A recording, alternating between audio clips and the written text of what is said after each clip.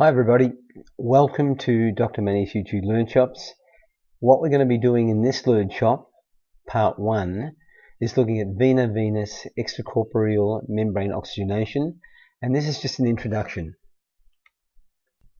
In the learning objectives, we're going to look at relevant terminology, extracorporeal life support, look at the goals, the target population, how patients are selected, and just for your own interest, look at the historical evolution of extracorporeal life support, and then conclude it to make more sense of it with a case history. So, some of the terminology then is extracorporeal. This is Latin for outside of the body. It involves an external artificial circulation.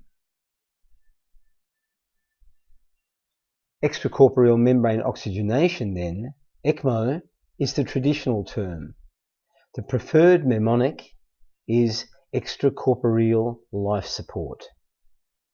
And life support encompasses oxygenation, carbon dioxide removal, cardiac, pulmonary, hemodynamic support.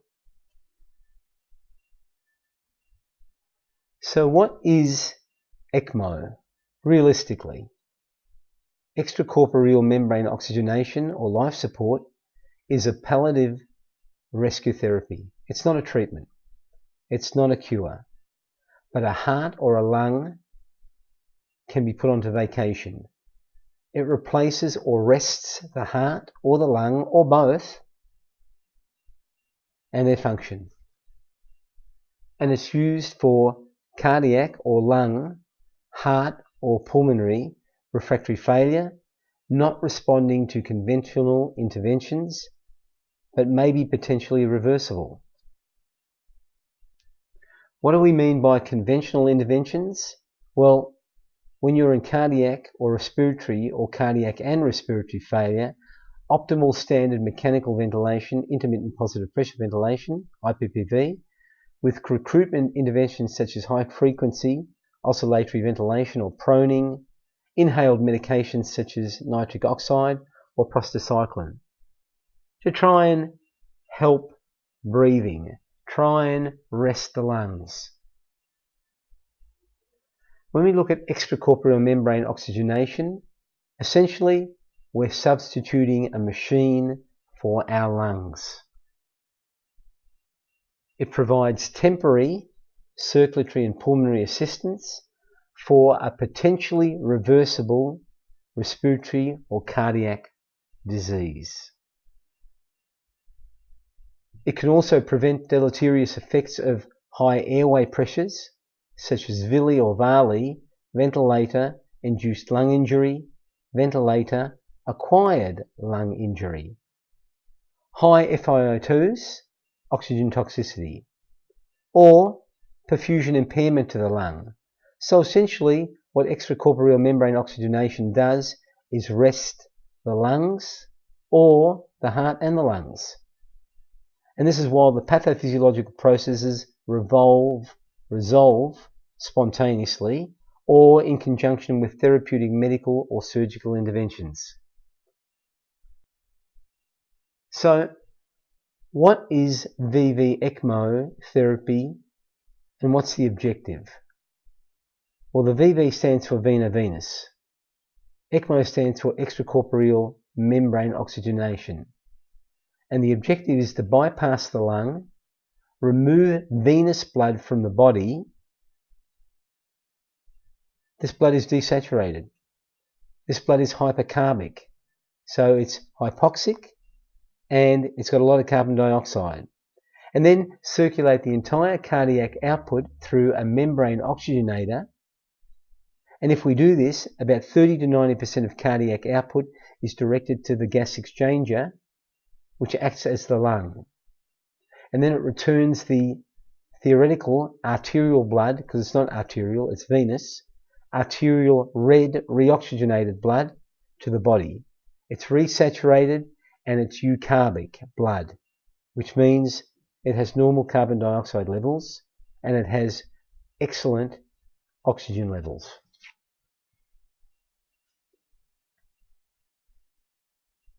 So The objective then is, have a look, the blue, desaturated blood with a low PVO2 and a high PVCO2 and a low SVO2 is taken from the body.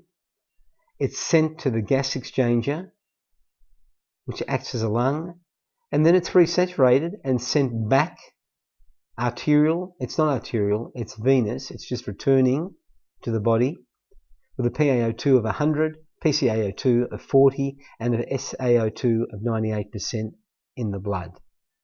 So the gas exchanger is essentially working as your lungs would work.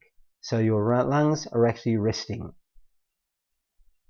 And here's an image of what Veno-Venous extracorporeal membrane oxygen therapy is all about in a critical care area.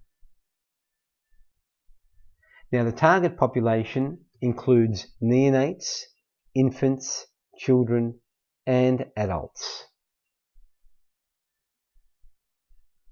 Patient selection for Veno-Venous ECMO is acute respiratory distress syndrome, severe pneumonia, swine flu, meaning H1N1, MERS, coronavirus, COVID-19, aspiration pneumonitis, status asthmaticus, smoke inhalation, pulmonary contusion, transfusion-related acute lung injury, idiopathic pulmonary fibrosis, bridge to lung transplant, and primary graft dysfunction.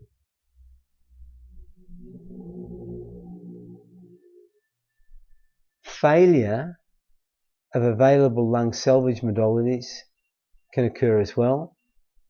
So standard ARDS protocols, prone positioning, inhaled oxygen or inhaled pulmonary vasodilators, high frequency oscillation ventilation have failed. Then Veno-Venous ECMO may be considered. Here's an example. This is acute respiratory distress syndrome, ARDS, which essentially is refractory hypoxemia. The blood gas is demonstrating with a pH of 7.31, acidemia. A high CO2 more than 45, 68, hypercarbia. A low PaO2 less than 80, 58, hypoxia. Bicarbonate is elevated, base excess is elevated, indicating compensation, renal compensation, but the SaO2, 65, extremely hypoxic, and this patient is on 100% oxygen with a CPAP of 10 centimeters of water. And this is the picture that you're seeing on the chest x-ray. Lungs are essentially white, indicating fluid consolidation, collapse, atelectasis. In opposition, there's another therapy to Veno-Venous ECMO. We have Veno-Arterio, extracorporeal membrane oxygen therapy. And the objective here is to bypass the heart and the lung. And this rests the heart and the lung. You remove venous blood from a vein, which is desaturated and hypercarbic. You circulate the entire cardiac output through the membrane oxygenator, and then you return the real arterial blood to an artery, which is resaturated and has a normal carbon dioxide level in the blood. It's eucarbic. So this is how it works. VA ECMO therapy substitutes both the heart and the lungs. Desaturated blood is taken out of a vein, a large vein, and then it's sent to the gas exchanger where it's resaturated, reoxygenated, and then it's returned via an artery to the body. VA ECMO uses a vein and an artery. VV ECMO just uses two veins. They're large veins. So the patient selection for VA ECMO is they're in refractory cardiogenic shock. They've had a cardiac arrest that they're not recovering from. There's failure to wean from cardiopulmonary bypass. It's as a bridge to cardiac transplant, or it's as a bridge to left ventricular assist device implantation. It's a temporary measure. However, in order to be considered for this, the condition must be reversible. You commence ECMO early in the first 5 days, and the physician is planning prophylaxis as far as the exit strategy. There's peripheral VA ECMO cannulation. There's central VA ECMO cannulation. Here's the central VA ECMO cannulation, which is preferable because they're large veins and a large artery. This will be the aorta, red arrow, and it will be the superior vena cava for the venous access, the blue arrow. Typically just outside the atria, or actually in the atria. Venous, because returning blood is desaturated. So with AV ECMO cannulation, there's also something called extracorporeal CO2 removal. And this is like respiratory dialysis. You're cleaning the blood, really. It requires a normal heart pump though, which means cardiac output. It requires hemodynamic stability, and it requires a membrane oxygenator and oxygen. So what you end up having is the return is the femoral vein, the access is the femoral artery. So blood is pumped out by the heart through the femoral artery cannulation. It goes to the membrane oxygenator, which has an oxygen source, and then it goes back via the femoral vein to the return line. But it is purely controlled by the heart. The heart pumps the blood. There's no machine involved here.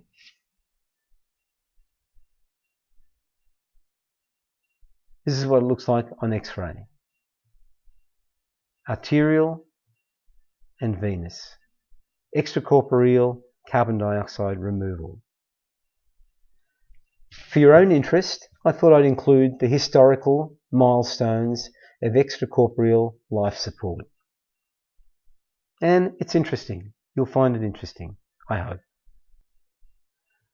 In 1915, heparin was discovered by J. McLean, who was a medical student working at Johns Hopkins University.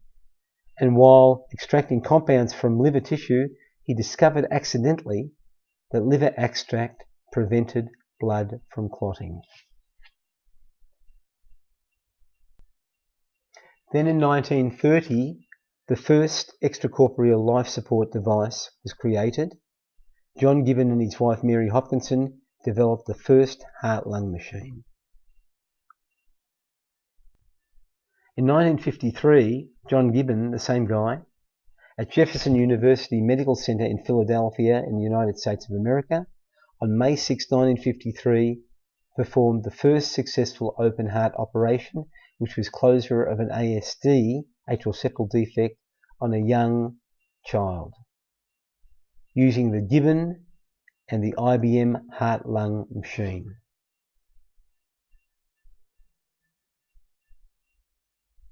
That's the operation actually being performed. Then in 1955, at the Mayo Clinic, the Gibbon screen oxygenator. This was a model that was used in the first series of open heart operations performed by Dr. John Kirkland and associated with the Mayo Clinic in Rochester, Minnesota. In 1957, Dewal Lehay created the Helix Reservoir Disposable Bubble Oxygenator at the University of Minnesota. It was used for 250 patients, making cardiopulmonary bypass safe worldwide. Then in 1964, John Bramson developed a disposable oxygenator using silicon rubber membrane and included a heat exchanger.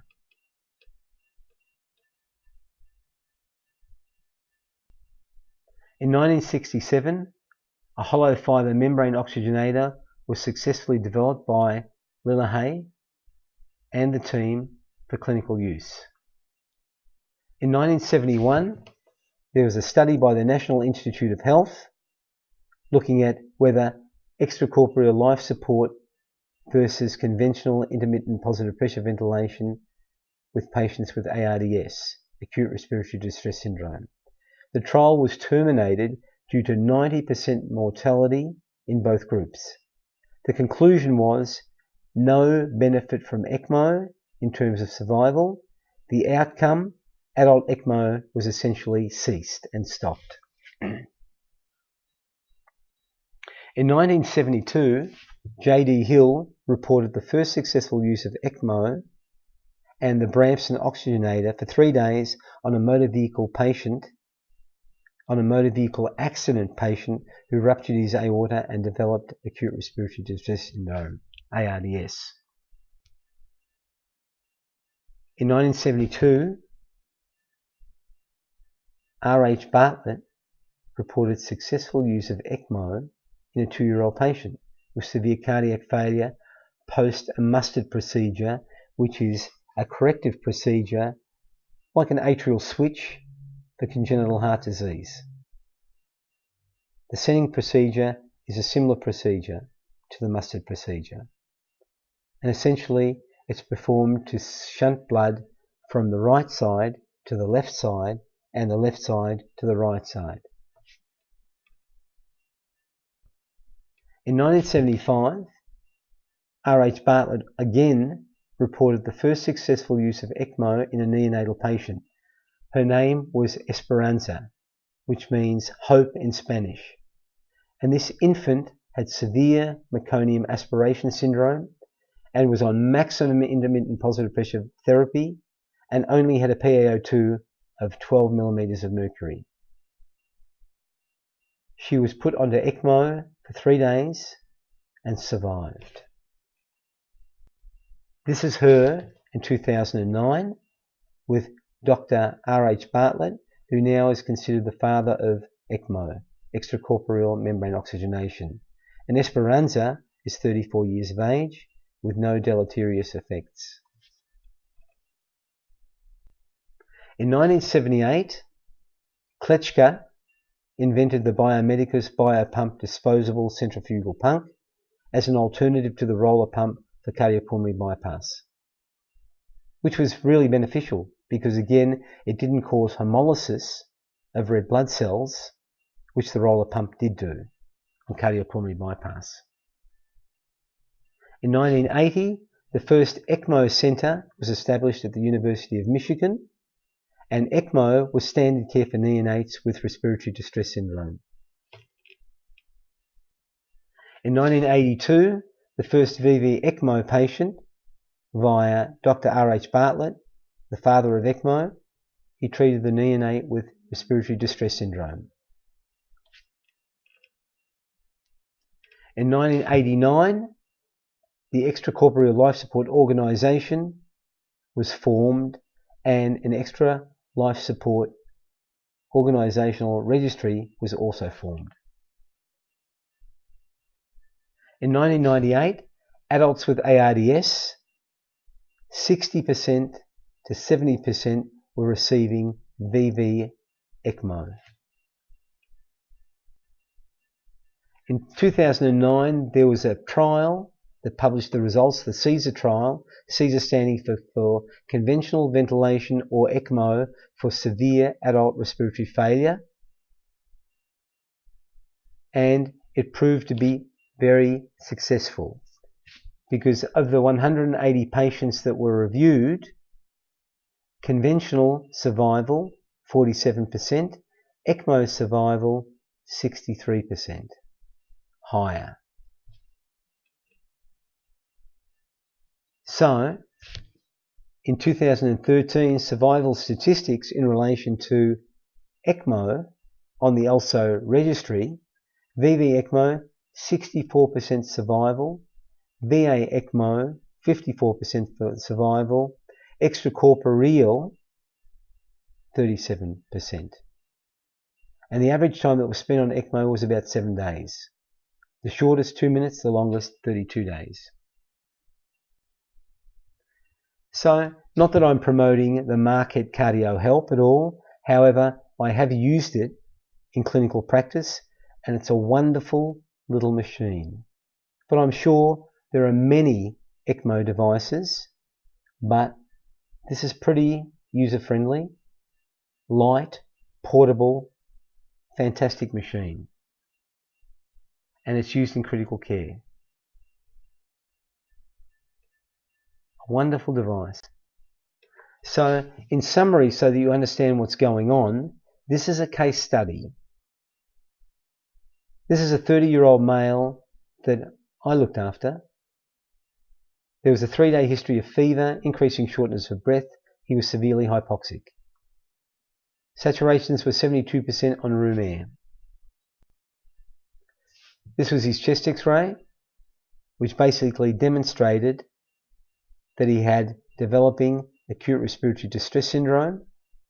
He was on 80% oxygen and was still hypoxic with a PaO2 of 58%.